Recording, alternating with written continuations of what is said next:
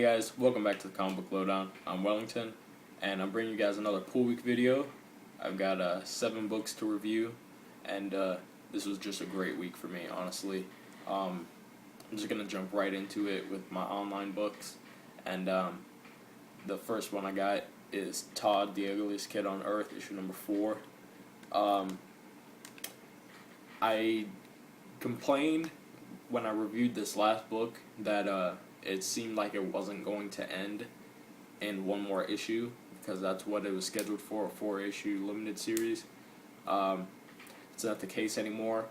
It's continuing with issue number 5 in September, so that kind of throws that argument out of the door, and now I can enjoy what was happening in these past 2 issues a lot more, because it's not going to be an ending story.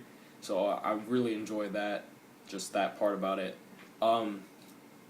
We have the aftermath of Captain Hargraves pretty much detaining the Maniac Killer. We have Todd going through some stuff in jail. We don't see Todd much in here, actually. We get a lot more story between Gus, Todd's dad, and Belinda Fairchild, the soap opera star, and there's a lot of funny things in there. So many funny things in here that's just like, this book is a lot of joke after joke type things, but they handle it pretty well. I don't think I was ever out loud laughing, but I did have some chuckles and things like that. It's kind of it's a humor that's not for everybody. It's my kind of humor, but it's not for everybody, and I just read it late at night, so that's probably why I wasn't dying laughing, but it was funny, and really enjoyed all that. There's definitely some crazy things gonna be popping up in the issue number 5 with a preposition or proposition. Can't remember which word I'm thinking of, but Belinda Fairchild asks Gus to do something, and she gives him $10,000 to do it, and it's a big thing. So I don't want to give it away, so you guys, if you haven't read it, you can get a chance to read it, but it's a really big thing, and like a thing that it'd be huge for anybody to do, and he does it, and it makes way for a lot of future stories.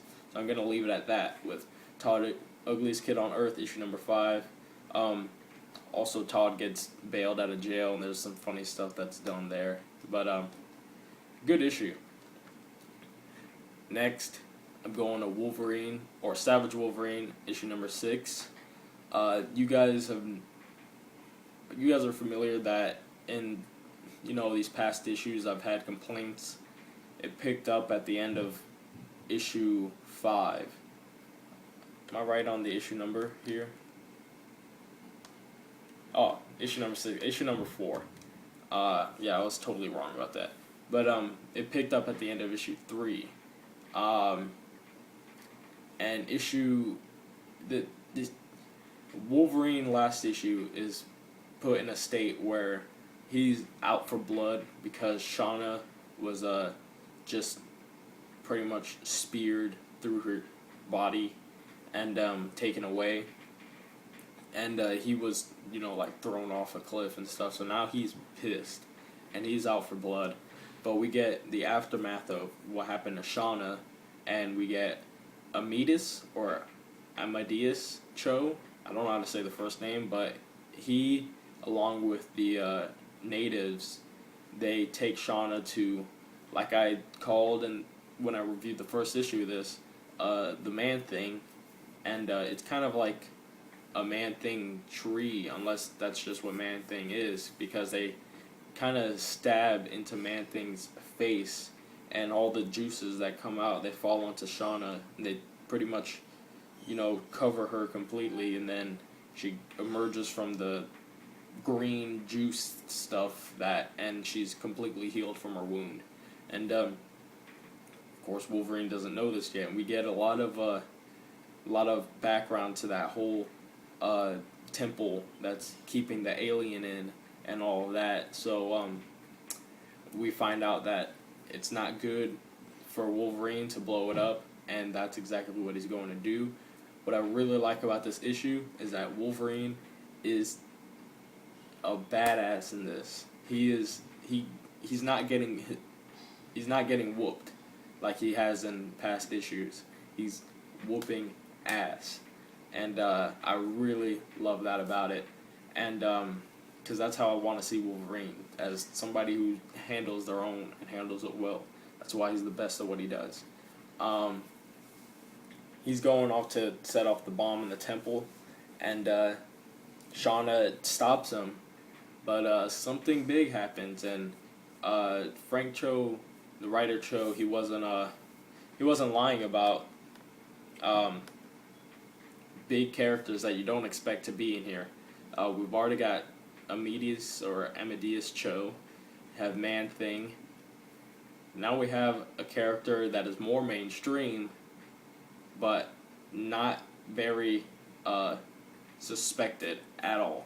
And so you guys will have to check it out. It was a good issue. I definitely liked it. Next, here's why I was thinking of issue number 6, because I got Age of Ultron issue number 6, and it picked up again with Wolverine at the end of issue number 5. This is why I was getting mixed up. But here in issue 6, we got Wolverine going to the past.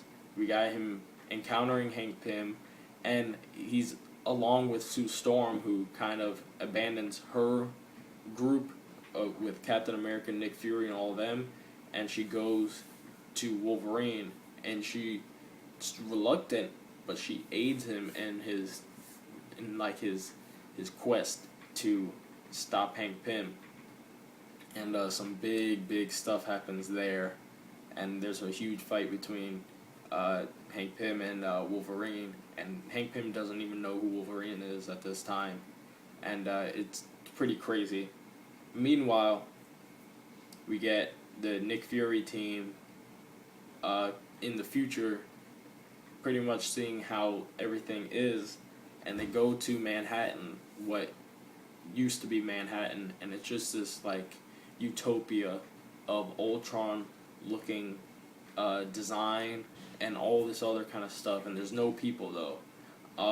So they think that, it's too quiet, it's too empty, and they were right, because they get attacked by a bunch of, as you see on the cover, if you've seen the cover, a bunch of Ultron heads, and there's a character death in here, and it's a really big one. I'm not gonna spoil it, and it's a really bad death. And so there's a lot of good stuff in this. It picked up. It's the best issue of the event so far, and so I would definitely recommend this as well. Now I'll go on to the 4 books I got right here. First off, they were all so good, also super good, and I'm just gonna start off with, I don't even know how to order this, so this is going in kind of the order that I read it. Nova issue number 3, and this issue is just so good. There's a lot of character stuff. There's not very much action. There is action. We get some of the stuff with the Watcher, which is cool because, Loeb definitely writes Sam Alexander as a kid. He writes him how a kid would talk. I believed the dialogue. I believed everything about it, and so, Loeb convinces me on this character.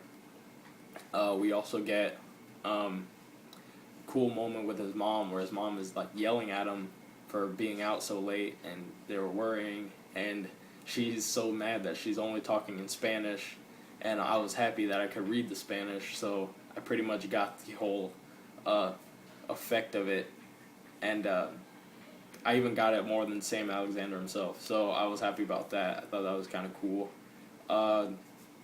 Rocket Raccoon and Gamora, they train Nova because he's to take on the Chitauri, which is that alien race that we see in the Avengers movie, so I'm glad they're using them because I'd never seen them before. I don't think they existed before that movie. So they were in this. Find out what happens to Richard Rider, which I didn't know, that he sacrificed himself. So there's my answer to that, because I thought that this Nova was going to be Richard Rider, of course, before I found out it was Sam Alexander. But anyways, everybody already knows Nova issue number 3 is absolutely amazing, and there's going to be big things that happen in issue number 4 with the cliffhanger we're left at. So keep your eye on that, because it's going to be awesome. Next book I also was looking super forward to after such a wait. Not wait for the book, but just wait in the story. Venom issue number 34. We're finally getting the fight between Venom and Toxin. And it's a big fight, and it's pretty intense, and Toxin is a beast. He is just an absolute monster. And we get the figure, which is this guy, is what we're taking to calling him, I guess. He gets demolished by Toxin as well, and some bad things happen because of that that I won't spoil. But Flash faces his own mortality in this, and he has a theme where he's like, if I could just go back in time and warn myself, is this the time I would warn myself about? Because it's just Toxin. He almost kills Flash right here, and Toxin is so scary that Flash mentions that the symbiote is actually screaming in his head because it's so scared. So that's a new thing that hasn't really happened before. So I'm looking so much forward to issue number 35, especially with the big thing that happens at the end of this with the figure and what kind of happens with all of that. It's pretty intense. Next up, I got Daredevil End of Days, issue number 7 of 8. This is definitely setting us up for the end of this whole story, which has been absolutely fantastic. Bendis has hit more than a home run in this. He's hit more than a grand slam in this. If you could have 8 men on base at one time, that's when he would hit his home run, because this book is absolutely fantastic. We get Ben Urich continuing his investigation, and he's in pretty bad shape. You know, he broke his arm, he's been thrown out of windows, all this other kind of stuff. Meanwhile, the police are investigating him for the deaths of the Owl and the Purple Man, because after his interviews with them, they were both killed. They think it's him. We know it's the Punisher. And in this we get Melvin Potter, the Gladiator. He gives Ben an address, which he, the address of where he's been sending all these Elektra costumes to. And so he goes to this address, he investigates it, and it's kind of just a whole thing dedicated to, you know, the death of Matt Murdock, just a bunch of Daredevil dedicated things, the still photos from his death. There's a sex doll that's dressed in as Elektra sitting on the couch, but there's nobody in there.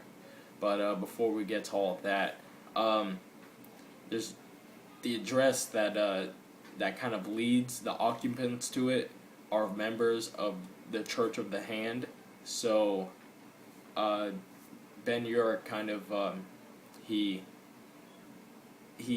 interrogates the leader, Mr. Tanaka, or something of that nature. He tries to get some answers out of him, and once he says Mapone, I mean, Mr. Tanaka was already asking to see Ben's notes, but once he says Mapone, Mr. Tanaka starts doing this like brain mind thing where he's pretty much, Ben's getting a nosebleed, he's bleeding profusely, he's like crushing his brain from the inside with his mind. Ben somehow escapes, and in all that pain, he investigates that room I was just talking about, and he gets attacked by some members of the Hand, but we get the new Daredevil that helps him out and saves him. And we find out that this Daredevil is very, very young, and is not totally prepared for it. And so the Punisher also comes and pretty much saves both of them. And at the end of this, we get some humongous things. You thought, Punisher being in this was big. You thought Bullseye dying was big. You thought anything in this was big. You thought there being another Daredevil was big. This is bigger than all of that. I now suggest picking this up in trade, seeing as how it's almost over. But if you've been reading it, you know what I'm talking about. And it is the biggest thing to happen in this book. And it sets us up huge amount for the next issue. I cannot wait till next month. And finally, of course, everybody's pick of the week if you pick it up. Daredevil, issue number 25. Finishing off this video on 2 Daredevils, not bad. Wade knocks it out of the park, like always in this. That guy that came up to, that guy Larry is his name, comes up to Matt at the end of issue number 24, says he's got some information. He does have some information, it's true information, but it's all a setup and Matt knows it. And but he follows through with it anyways, and so there's just huge stuff happens with the aftermath of people experimenting on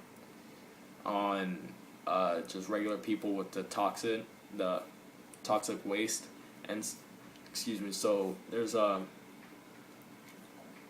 big character. I mean, it's a new character, but he's definitely a threat, and leaves Matt in a terrible place at the end of this. And I don't think we've ever seen Matt in this kind of position before in Daredevil, so I'm really glad Wade is able to bring out this this new thing in the Daredevil continuity that we have not seen before. We also, what else do we get in here? My favorite, not my favorite, but a moment in here that I really, really liked comes on the first page. It's actually, I think it's some of the first words that come out of Matt's head, actually, and it's cross-examine. And I'm taking law classes in school right now, and so I think it's really cool because seeing as how Matt's the defense lawyer, he's gonna just cross-examine this guy Larry for information that he knows. So I thought that was super cool, and he thinks like a lawyer in this, and it's really cool to get in the head of Matt as he's questioning Larry and then follows through with his actions, and it's such a great story. And they say that next issue is going to be the biggest issue of Daredevil in the year, and it's going to be a bigger size, so probably more expensive, but definitely going to be worth it. That's it for me, guys. Hope y'all had a good time reading all your books. I know I had a great week this week, great follow-up, because last week was kind of a downer week, so I'm glad that this week picked up very fast, made a complete 180. And so yeah, that's all I got for you guys today. I'm Wellington signing off with a comic book lowdown. See you guys next time.